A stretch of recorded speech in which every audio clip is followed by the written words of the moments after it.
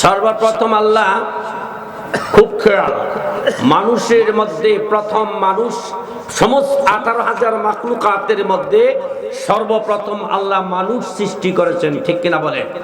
ওই মানুষটার নাম কি কইতে পারবেন? মাশাআল্লাহ, হযরতে আদম আলাইহিস সালাতুস সালাম, ঠিক কিনা বলেন? আর পৃথিবীতে যত ঘর দেখেন, যত মসজিদ দেখেন, মাদ্রাসা দেখেন, খানকা দেখেন, 5 তলা 10 তলা বাড়ি দেখেন, বিল্ডিং দেখেন, রাজপ্রাসাদ দেখেন, আল্লাহ কয় আমি সমস্ত জিনিস সৃষ্টি করার দুনিয়াতে আমি সৃষ্টি করেছি মানুষের, প্রাণীদের মধ্যে প্রথম মানুষ, আর ঘরের মধ্যে বানিয়েছি আমি আল্লাহর ঘর, খানায়ে কাবা। আল্লাহু আকবার বললেন না? দ্বিতীয়বার বানিয়েছেন কি? আল্লাহর ঘর কাবা। নাকি ঘরটা খানায়ে কাবা কার ঘর? জোরে বলেন কার ঘর? আল্লাহর ঘর। তাইলে প্রথম মানুষ, প্রাণীদের মধ্যে প্রথম বানাইলেন মানুষ, ঘরের মধ্যে প্রথম বানাইলেন খানায়ে কাবা। আল্লাহ কয় আমি শুধু আমার জন্য আমি খানায়ে কাবা তৈরি করেছি, আর পাশাপাশি আমার এই জমিনের মধ্যে যত মসজিদ আছে এই মসজিদগুলো হলো আমি আল্লাহর ঘর। এই মসজিদগুলি আমি বানিয়েছি আমার জন্য, আর আসমান বানিয়েছি, জমিন বানিয়েছি, চন্দ্র বানিয়েছি, সূর্য বানিয়েছি, গাছ বানিয়েছি, পাহাড় বানিয়েছি, মাখলুকাত বানিয়েছি, যা কিছু সৃষ্টি করেছি ওরে বান্দা ওগুলি আমার জন্য নয়, ওগুলি সৃষ্টি করেছি একমাত্র তোমাদের জন্য। কথা বলেন ঠিক কিনা? এই চন্দ্র বানাইছেন কাদের জন্য? জোরে কোন? সূর্য বানাইছেন আমাদের জন্য, জমিনে গাছগুলি বানাইছেন আমাদের জন্য, পাহাড়গুলি বানাইছেন আমাদের জন্য, যা কিছু সাগর গাছ গাছা আল্লাহ বলেন সব কিছু বানিয়েছি তোদের জন্য, আর আমার জন্য একটা জিনিস বানিয়েছি, সেটা হচ্ছে আমি আল্লাহর ঘর খানায়ে কাবা। জোরে বলেন সুবহানাল্লাহ। কথা বুঝতে পেরেছেন? এখন আসেন, এত সুন্দর করে আল্লাহ পৃথিবী বানাইয়া আমাদেরকে পৃথিবীতে পাঠাইলেন, তোমরা চন্দ্রের আলো ভোগ করো, সূর্যের আলো ভোগ করো, সাগরের মধ্যে তোমাদেরকে মাছ দিয়েছি সেগুলি তোমরা পান করো, পানি পান করো, গাছের হাওয়া খাও, গাছ থেকে ফল খাও, আর আমি আল্লাহর ইবাদত করো। আরো জোরে করো সুবহানাল্লাহ। কার ইবাদত? জোরে বলেন কার ইবাদত? আমার ভাইয়েরা গভীর মনোযোগ। এখন বলবে হুজুর, রব্বুল আলামিন আমাদেরকে ইবাদতের জন্য বানিয়েছেন, আল্লাহর হুকুম কায়েমের জন্য, আল্লাহর হুকুম মানার জন্য, নামাজ আদায়ের জন্য, আল্লাহর ইবাদতের জন্য বানিয়েছেন।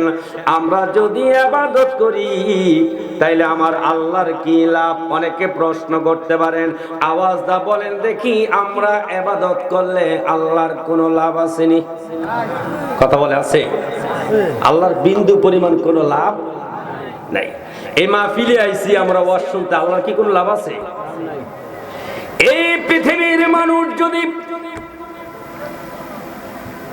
আল্লাহকে যদি আল্লাহ বলে স্বীকার না করে, আল্লাহকে যদি সিজদা না করে, পৃথিবীর কোন মানুষ যদি আল্লাহর ইবাদত না করে, আমার রব বলেন বান্দা আমি আল্লাহর কোনো লোকসান নাই, তোরা ইবাদত করলে আমি আল্লাহর কোনো লাভ নাই, না করলো আমি আল্লাহর কোনো লোকসান নাই। তোরা যদি আমি আল্লাহর হুকুম মানুষ, আমি আল্লাহর ইবাদত করস, আমি আল্লাহর দাসত্ব করস, আমি আল্লাহ সন্তুষ্ট অর্জন করতে পারস, তাইলে তোদের জন্য লাভ কি লাভ? আল্লাহ বলেন ফাদখুলি ফি ইবাদি ওয়াদখুলি জান্নাতি।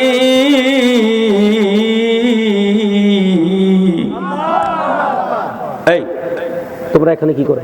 তোমরা তিনজন বসে বসে কথা বলতেছো কেন? যাও ছেড়ে যাও, ছেড়ে যাও। জিকির করেন লা ইলাহা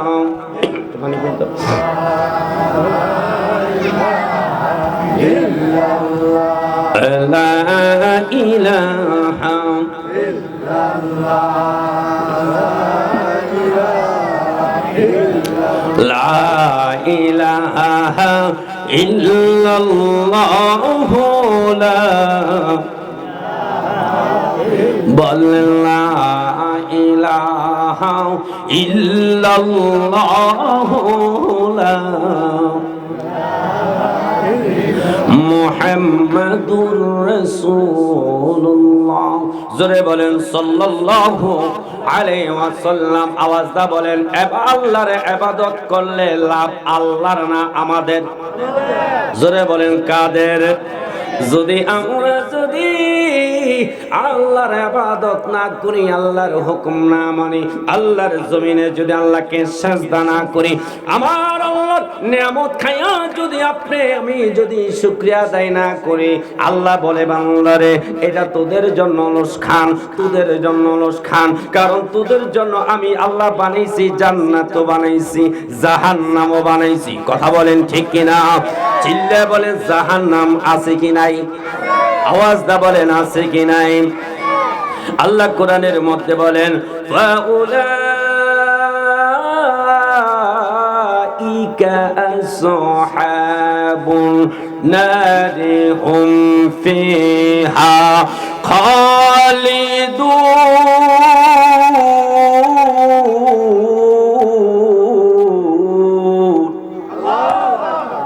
আল্লাহু আকবার। আওয়াজ কি আসতে হবে না জোরে হবে? কারণ কোরআনের মতো শ্রেষ্ঠ কিতাব আর পৃথিবীতে। এই জন্য কোরআন তেলাওয়াত শুনলে জোরে বলতে হবে কি? আপনারা কি রাজি আছেন? রাজি আছেন? ফাউলাইকা আসহাবুন নারি হুম ফিহা খালিদুন।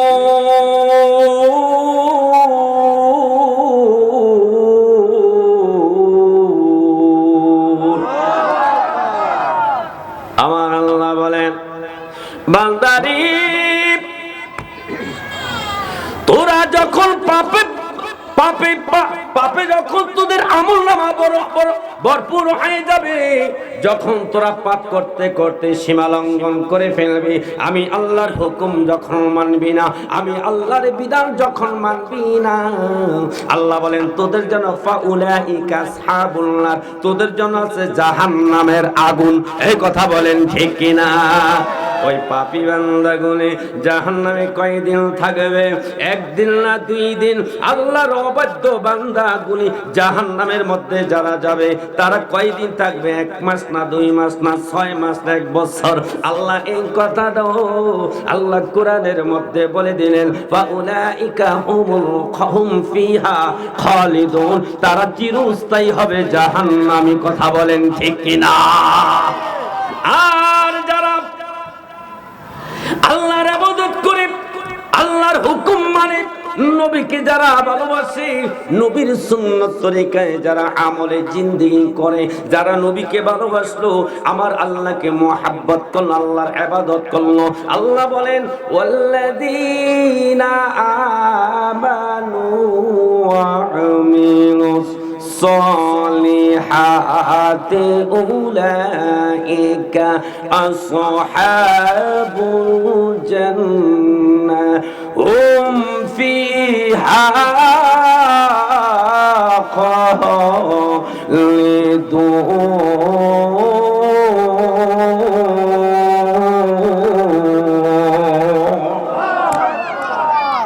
আওয়াজটা বলেন তো দেখি, সত্যি কথা বলবেন, কোরআন তেলাওয়াত কি আপনাদের কাছে ভালো লাগে না খারাপ লাগে? কার কার কাছে কোরআন তেলাওয়াত ভালো লাগে হাত তুলুন দেখি। মাশাআল্লাহ, নারে তাকবীর, নারে তাকবীর। হাত আল্লাহ কবুল করে বলেন আমিন। খুব খেয়াল, যদি কোরআন তেলাওয়াত যদি ভালো লাগে, তেলাওয়াত যদি শুনতে মনে চায়, মনে করবেন বন্ধু আপনার অন্তরে কোরআনের মহাব্বত আছে, এই দিলের মধ্যে যদি আল্লাহর ভালোবাসা থাকে, এই দিলের মধ্যে যদি কোরআনের মহাব্বত থাকে, এই দিলের ভিতরে, অন্তরের ভিতরে, হৃদয়ের ভিতরে যদি আমার নবীর মহাব্বত থাকে, আল্লাহ বলে বান্দারে তোর এই দিলের মধ্যে আমি আল্লাহর মহাব্বত, কোরআনের মহাব্বত, নবীর মহাব্বত, নামাজের মহাব্বত, যাকাতের মহাব্বত, তাহাজ্জুদ তাহাজ্জুদের মহব্বত যদি তোর অন্তরে থাকে, জিকিরের মহব্বত যদি তোর কাছে ভালো লাগে, জিকির যদি ভালো লাগে, আমার বন্ধুর দুরূদ যদি ভালো লাগে, সিজদা থেকে যদি তোর ভালো লাগে, আল্লাহু আকবার বলে। ও বান্দারে, তোর কাছে যদি মসজিদে যাওয়াটা ভালো লাগে, মনে করবি তুই হয়ে গেছ মুত্তাকিন, তুই হয়ে গেছ জান্নাতি জান্নাতি। আমি আল্লাহ বলে দিলাম হুম ফিহা খালিদুন, তোর আমি আল্লাহ যখন ওই জান্নাতটা দিব, এই জান্নাতে একদিন না, 2 দিন না, 3 দিন, 1 বছর না, 2 বছর না, আমার আল্লাহ বলে বান্দারে, তুই মুমিন হওয়ার পর, মুত্তাকিন হওয়ার পর, আমি আল্লাহর প্রিয় বান্দা হওয়ার পর, তোর যখন আমি আল্লাহ জান্নাতটা দিব, হুম ফিহা খালিদুন, আমি আল্লাহ বলে দিব এই জান্নাতে থাকবি তুই চিরকাল। আমার ভাইয়েরা, আমি প্রথমেই বলছিলাম বন্ধু, এই দুনিয়া চিরস্থায়ী না, ক্ষণস্থায়ী। কথা বলেন ঠিক কিনা? আইসে ববে, কষ্ট হইতেছে আমি গো, যাইতে হবে কবর দেশে বাই, যে কবরে আপনকে হই নাই, বলেন যে কবরে আপনকে, সবাই আমার সাথে বলতে পারবে? আইসে ভাবে যাইতে হবে, থাকার জায়গা নাই, যে কবরে আপনকে, আহা যে কবরে আপনকে। এই বাড়ি গাড়ি করলা তুমি কত সুন্দর করে, ওরে সব কিছু রাখিয়া একদিন যাইতে যে হবে, ঠিক না? এই বাড়ি গাড়ি করলা তুমি কত সুন্দর করে, ওরে সব কিছু রাখিয়া একদিন যাইতে যে হবে। তোমার বাড়ি থাকবে বাড়ির জায়গায়, বাড়ির মালিক নাই, তোমার জমি থাকবে জমির জায়গায়, জমির মালিক নাই, যে কবরে আপনকে হই নাই, বলেন যে কবরে আপনকে। কথা কি ঠিক?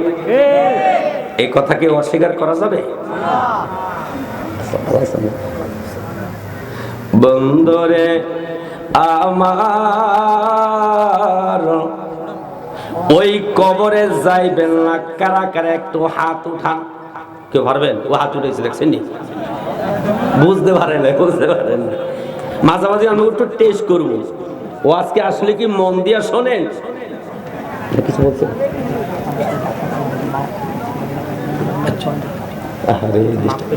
লা ইলাহা জোরে লা ইলাহা, মাশাআল্লাহ লা ইলাহা জোরে লা ইলাহা, লা ইলাহা লা ইলাহা ইল্লাল্লাহু,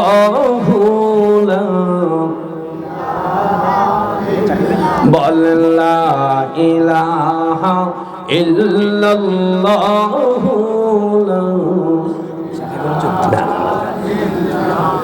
লা ইলাহা।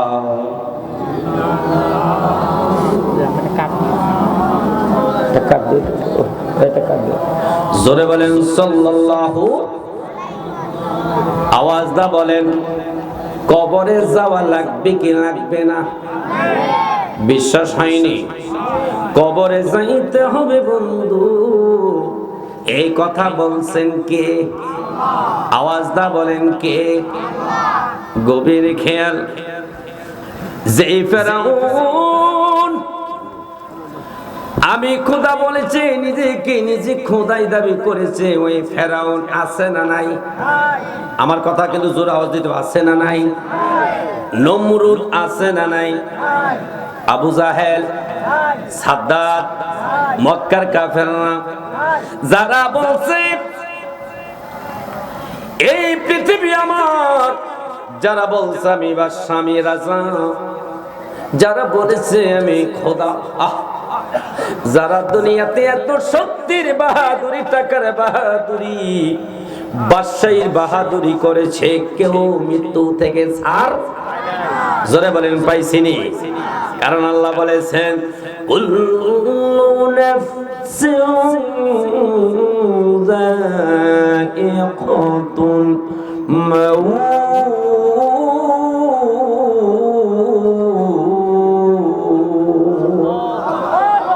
সমস্ত প্রাণীর একদিন মৃত্যুর স্বাদ গ্রহণ করতে, জোরে বলেন হবে কি হবে না? গভীর খেয়াল।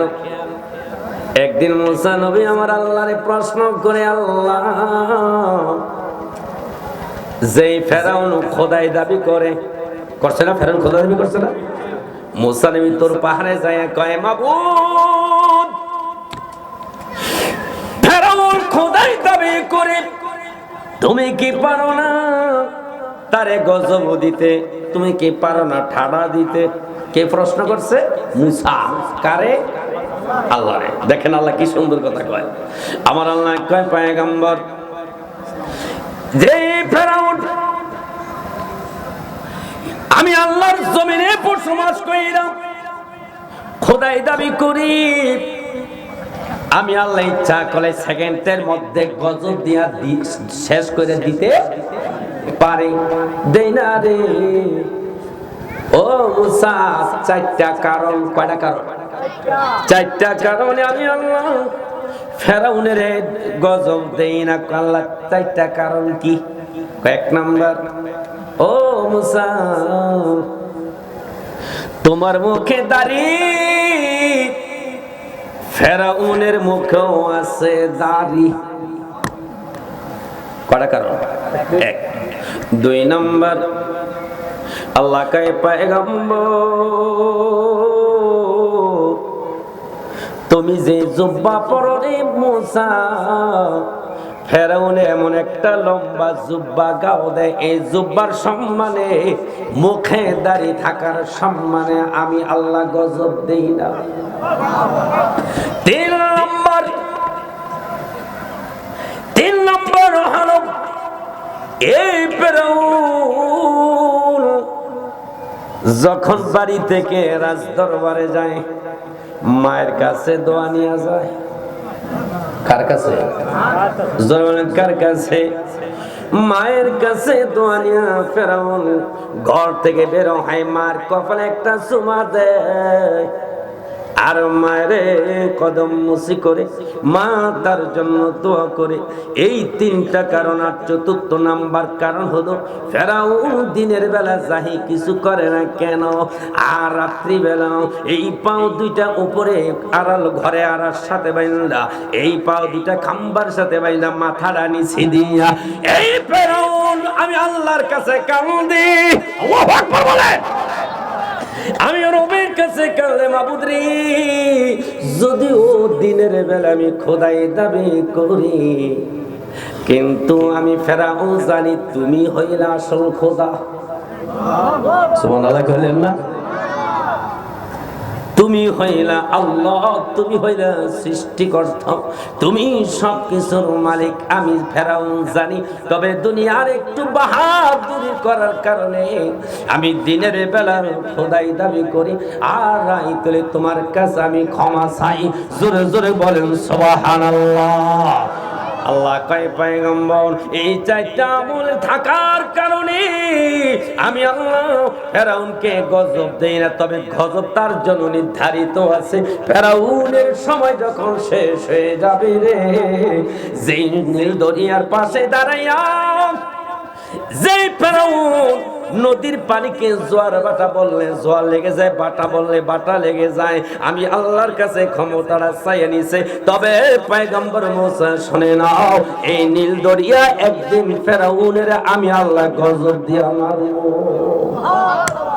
তাইলে ফেরাউনও বাঁচতে কথা বলে বাঁচতে পারে নাই। আপনার আমার বাঁচার কোনো সুযোগ, কবরে যাইতে হবে নি, কিনিয়া যাবো টাকা পয়সা বাড়ি গাড়ি আছে কিছু নেওয়ার মতো? জোরে বলে আছে?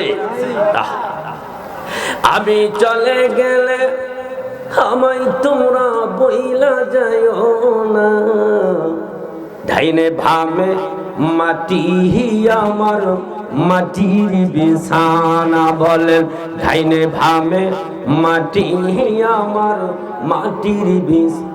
আমি মরে গেলে আমায় তোমরা বইলা যাইও না। বলেন আমি মরে গেলে আমায় তোমরা বইলা যাইও না, ডাইনে ভামে মাটি আমার টাকা পয়সা বাড়ি গাড়ি আমি যাহা করেছি সব কিছু রাখিয়া আমি একা যাইতেছি। ঠিক কিনা কন?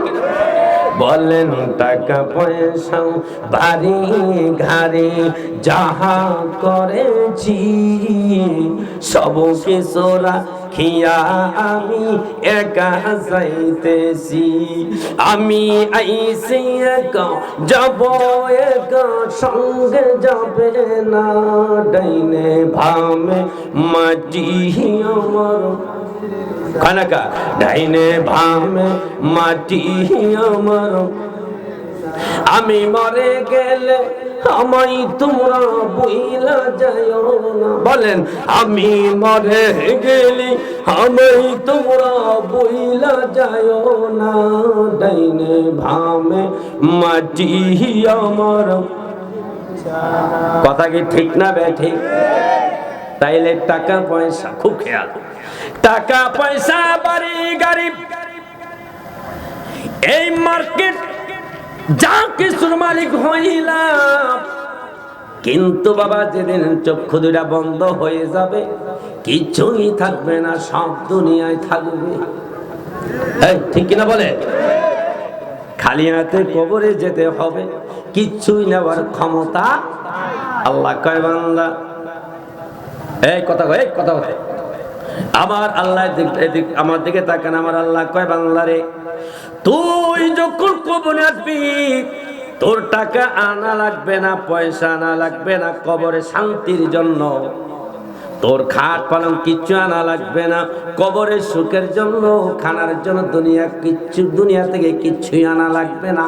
ওরে বান্দা তবে কবরে আনার জন্য আমি কিছু আমল তোমারে দিয়েছি।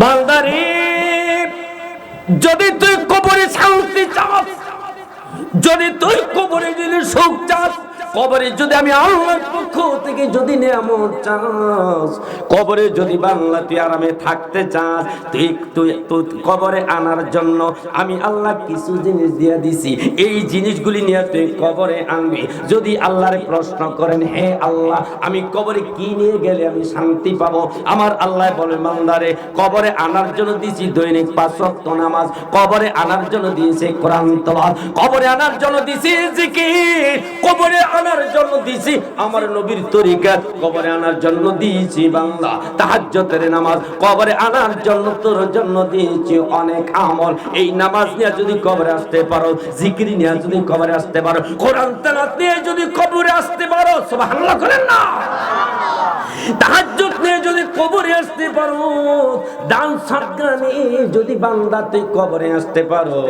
এই নামাজ তোর কবরে আরামে রাখবে, এই জিকির তোর কবরের সঙ্গে হবে, কোরআন তোর কবরের সঙ্গে সঙ্গে হবে, তাহাজ্জুদ তোর কবরের সঙ্গে হবে, নামাজ তোর কবরের সঙ্গে হবে, নবীর মুহাব্বত তোর কবরের সঙ্গে হবে, নবীর সুন্নাত তোর কবরের সঙ্গে হবে। বান্দারে এই আমলগুলি যদি কবরে নিয়ে আসতে পারো, আমি আল্লাহ তোর অন্ধকার কবরটা জান্নাতের বাগান বানাইয়া দিব। কথা বলেন ঠিক কিনা? আজকে নামাজ ভালো লাগে না? আছেন এরকম? নামাজ ভালো লাগে না, জিকির ভালো লাগে না, কোরআন তেলাওয়াত ভালো লাগে না, নবীর দরুদ ভালো লাগে না, নবীর সুন্নাত ভালো লাগে না। একদল মানুষ এরকম আছে কি নাই? এই জোরে বলেন আছে কি নাই? আরে বাবা, হাসি খুশি দিন কাটাইলা, পাগলামি করার কোনো সুযোগ নাই। পাগলামি আর কয়দিন করবা? যেদিন মালাকুল মউত আজরাইল তোমার কাছে যখন চলে আসবে, তোমাকে নেওয়ার জন্য যখন আসবে, ওই দিন আপনি বলবেন মালাকুল মউত আজরাইল রে, আমারে নেওয়ার জন্য আমার মৃত্যুর বিছানায় হাজির হয়ে গেছো। এরে আজরাইল, আমার একটু সময় দে, আমি ঠিক মতো নামাজ পড়তে পারি নাই, আমার একটু সময় দে, জিকির করতে পারি নাই, আমার একটু সময় দে, এখনো কোরআন তেলাওয়াত করতে পারি নাই, আমার একটু সময় দে, আমি এখনো জামাতে নামাজ ধরতে পারি নাই, আমার একটু সময় দে রে আজরাইল, আমি এখনো নবীর সুন্নাতের আমল করতে পারি নাই। আজরাইল দেখি বলবে, ওরে বান্দা, আল্লাহু আকবার বলেন, বাংলারি তোর কাছে আমি এখন আসি নাই, তোর কাছে হঠাৎ আসি নাই, আমি আল্লাহ তোর কাছে, আমি আজরাইল তোর কাছে 60 বছর পরে আসলাম, 70 বছর পরে আসলাম। এই 70 বছর হায়াত পাইয়া জামাতে নামাজ পড়তে পারোস নাই, 60-70 বছর হায়াত পাইয়া জিকির করতে পারোস নাই, দরুদ পড়তে পারোস নাই, নবীর সুন্নাত তরিকার মতো চলতে পারোস নাই। এখন আমি আজরাইলের কাছে তুই সময় চাস, তুই কি জানোস না আমি আজরাইল যার কাছে আসি ফিরা যাই? সময় দিবে? এই জোরে বলেন, সময় দিবে? 1 সেকেন্ড করে রেডি হও। বহুত সময় তোকে দেওয়া হয়েছে, অথচ মসজিদ তোর ঘরের সামনে মসজিদ, মুয়াজ্জিন আযান দিয়েছে, তুই আযান শোনার পরও তুই ঘুমের মধ্যে ছিলি, আযান শোনার পরও তুই মার্কেটে ছিলি, আযান শোনার পরও তুই জমিনে কাজে ছিলি, আযান শোনার পরও তুই সেদিন মসজিদে যাস নাই, আর তুই কোরআন তেলাওয়াত করস নাই। গ্রামে মাহফিল হয়েছে, মাহফিলের আওয়াজ শুনেছ, মাহফিলে গিয়ে বসস নাই, ও আলেমের জবান থেকে সুন্নতের ওয়াজ শুনেছ, সুন্নত মানুষ নাই। এখন আমি আজরাইল তোকে নেওয়ার জন্য আসছি, আর এখন বলছো আমার কাছে তুই সময় চাস। ওরে নাফরমান, 1 সেকেন্ড তোকে আর সময় দেওয়া যাবে না। হাজারো চিৎকার করে কাঁদলো, আর ওই সময় ফিরে আসবে। আর যদি আপনি নামাজি হয়ে যান, খুব খেয়াল, যদি আপনি নামাজি মুমিন মুত্তাকিন হন, আর যদি আপনাকে মালাকুল মউত আজরাইল যদি আপনাকে মুমিন হিসেবে দেখে যে আপনি প্রিয় আল্লাহর একজন প্রিয় বান্দা, আপনি নামাজের পাগল, জিকিরের পাগল, কোরআনের পাগল ছিলেন, তাহাজ্জুদের পাগল ছিলেন, নবীর পাগল ছিলেন, তখন আজরাইল বলবে ফাদখুলি ফি ইয়া আইয়াতুহান নাফসুল মুতমাইন্না ইরজিই ইলা রাব্বিকি রাদিয়াতাম মারদিয়া ফাদখুলি ফি ইবাদি ওয়াদখুলি জান্নাতি। হে প্রশান্ত আত্মা, তুমি বের হয়ে আসো। জোরে করে সুবহানাল্লাহ। হে প্রশান্ত আত্মা, তুমি বের হয়ে আসো, আল্লাহর ডাকে তুমি সাড়া দাও, তোমার জন্য আল্লাহর জান্নাত অপেক্ষা করতেছে।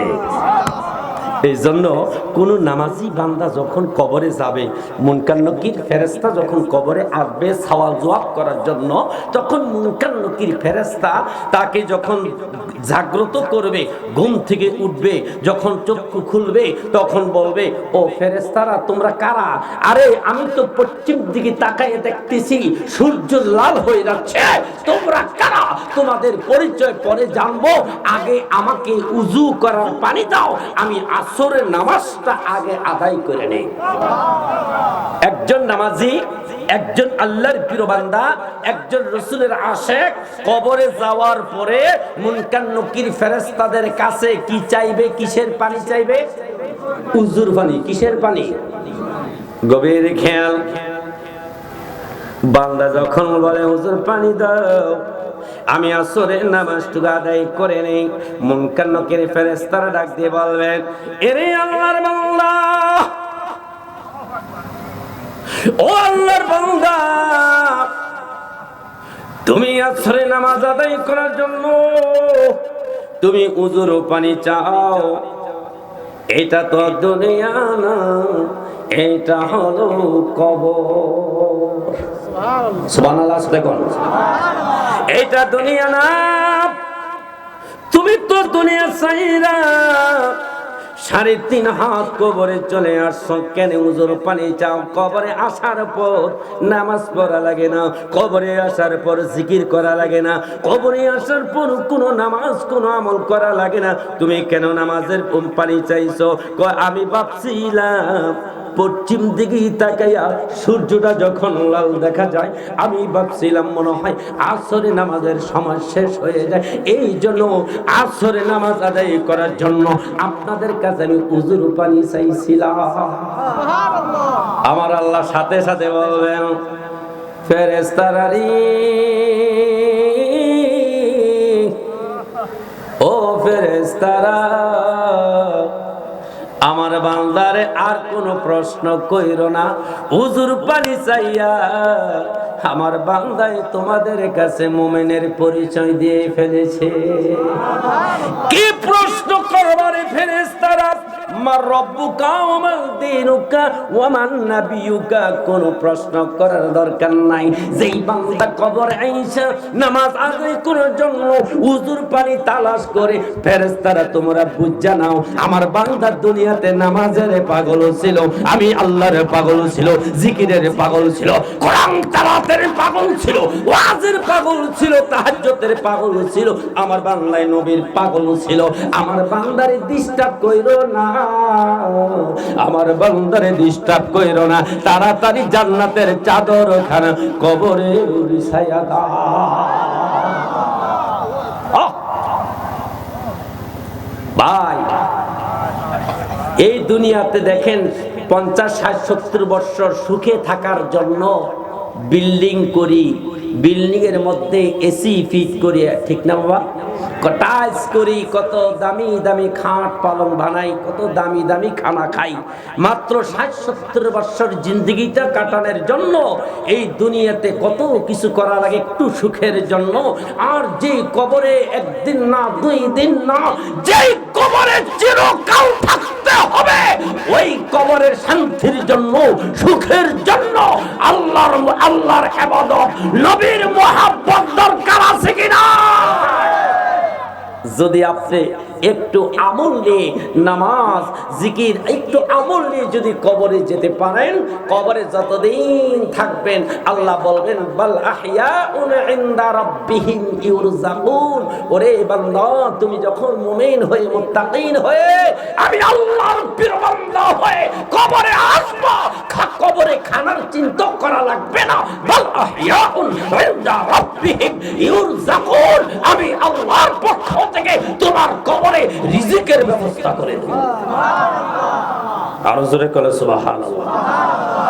কিন্তু এত কিছু বোঝার পরও আমরা কেউ বাড়ির পাগল, গাড়ির পাগল, টাকার পাগল, পয়সার পাগল, নারীর পাগল, কিন্তু আল্লাহ এবং নবীর পাগল হইতে পারি নাই।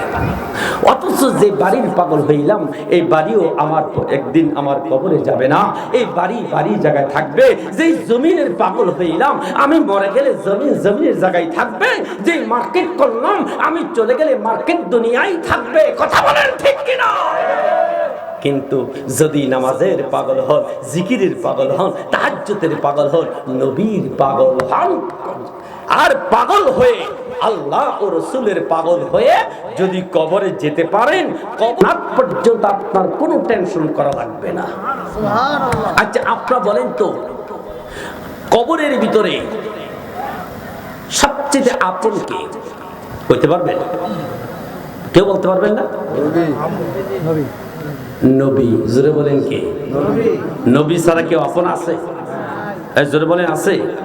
যদি বলে এই পৃথিবীতে আপনার কে সবচেয়ে বেশি আপন, আপনি বলবেন হুজুর আমার মা, কেউ বলবেন হুজুর আমার সন্তান, কেউ বলবেন হুজুর আমার আব্বা, কেউ বলবেন আমার স্ত্রী, কেউ বলবেন আমার ভাই, এমন একজন বলবেন সে সবচেয়ে তিনি আমার সবচেয়ে আপন। আমি বলবো না বাবা, আপনার বাবাও আপনার আপন না, আপনার স্ত্রীও আপনার আপন না, আপনার সন্তান আপনার আপন না, আপনার ভাই আপনার আপন না, আপনার স্ত্রী আপনার মা আপনার আপন না, আপনার বাবা আপনার আপন না। যদি আপন কিনা আপনি টেস্ট করবেন, গিয়ে বলবেন বাবা আপনি তো বেঁচে আছেন, আপনার আগে যদি আমি কবরে যাই, আমার কবরে আব্বা আপনি 2 দিন থাকবেন। বাবা বলবে সন্তান বলস কি, সব তোর উচিত মানতে পারে, কিন্তু তুই আমার আগে মারা গেলে তোর কবরে 2 দিন তো দূরের কথা, 1 ঘন্টাও আমি তোর কবরে থাকতে পারবো না। ঠিক কিনা বলেন? স্ত্রীকে যদি গিয়ে বলেন বিবি তোমাকে এত ভালোবাসি, মহাব্বত করি, এত কিছু করলাম, আমি যদি তোমার আগে মারা যাই, আমার কবরে বিবি তুমি 2 দিন থাকবা, স্ত্রী বলবে মা পোসাই। ঠিক কিনা? মাকে যদি রাখদা বলেন মা, ও মা তুমি না আমার কত আপন, মা আমি দূরে গেলে আমার সারা খানা তোমার মুখে, মাগো আমি যদি তোমার আগে মারা যাই, ও মা তুমি আমার কবরে 2 দিন থাকবা। মা উত্তর দিয়ে সন্তান রে সব মানতে পারি, কিন্তু তোর কবরে থাকতে পারবো না। সবাই না বলবে, হ কেউই বলবে। গভীর খেয়াল, এখানে মক্কায় গেছেন, হজ করছেন, অনেকে আছেন এরকম, আছেন না? আবার অনেকে যাইতে, যদি আমার আল্লাহ কোনদিন মক্কা যাওয়ার যদি সুযোগ করে দেয়, মক্কা হজ করে একটু মদিনায় যাইবেন, নিশি রাত্রে আমার নবী রওজার পাশে দাঁড়াইবেন। আমার দিকে এই কথা বলেন কেন? এই যে মুরব্বীরা কথা কইতেছে, কথা কেন? নবী রওজার পাশে দাঁড়াইবেন, নিশি রাত্রে যা একটু সুযোগ চাইবেন, নবীর সামনে, নবীর রওজা পাকের সামনে দাঁড়াইয়া নবীর সালাম দিয়া চক্ষু বন্ধ করে, দিলের চক্ষু দিয়া খেয়াল কইরা, দিলের কানটা লাগাইয়া রওজা মোবারকের দিকে তাকাইয়া একটু নবীরে ডাক দিয়া বলবেন নবী গো, ও মায়ার নবী, যেদিন আমি দুনিয়ার মায়া ছাইরা কবরে যাব, যেই কবরে আমার বাবা থাকবে না, যেই কবরে মা থাকবে না, যেই কবরে কেউ থাকবে না গো নবী, আমি আপনার কাছে একটু জানতে চাই নবী গো, ওই দিন আপনি আমার কবরে থাকবেন নি? আল্লাহুম্মা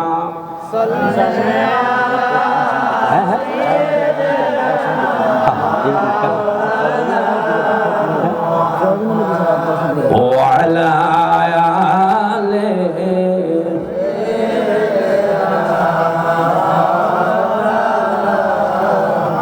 এবার আমার দিকে তাকান, নবীর প্রশ্ন করলে নবী হা বলবে না না বলবে? কি বলবে? দেখেন আমার নবী বলবে উম্মত রে, ও আমার উম্মত, তোর মা তোর কবরে যাবে না, তোর আত্মীয় স্বজন ভাই ব্রাদর কেউ তোর কবরে যাবে? আমি নবীরে প্রশ্ন করলি, আমি নবী তোর কবরে থাকবো কিনা, যাব কিনা, সঙ্গী হব কিনা? উম্মত সৈনানি, উম্মত তুই যদি নামাজ, জিকির, আজকার, আল্লাহর মুহাব্বত, আল্লাহর ইবাদত যদি তুই করতে পারোস, আমি নবীর সুন্নাত যদি মানতে পারোস, উম্মত আমি কথা দিলাম, ওরে উম্মত তুই যদি দুনিয়া থেকে মুমিন হয়ে, মুত্তাকি হয়ে, আল্লাহর প্রিয় বান্দা হয়ে, আল্লাহর বন্ধু হয়ে, উম্মত যদি তুই কবরে যখন যাবি, মুনকার নকির ফেরেশতা তোর কবরে আসার আগে আমি নবী কথা দিলাম, আমি নবী তোর কবরে হাজির হয়ে যাব। ও নবীজি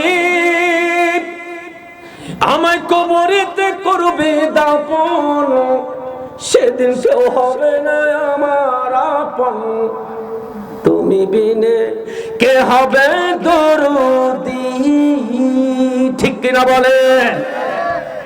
ও নবীজি কবরেতে আমায় করবে দাফন, সেদিন কেউ হবে না আমার আপন, তুমি বিনে কে হবে দরদি? আল্লাহু আকবার বলেন। বলি আমি এই আদমে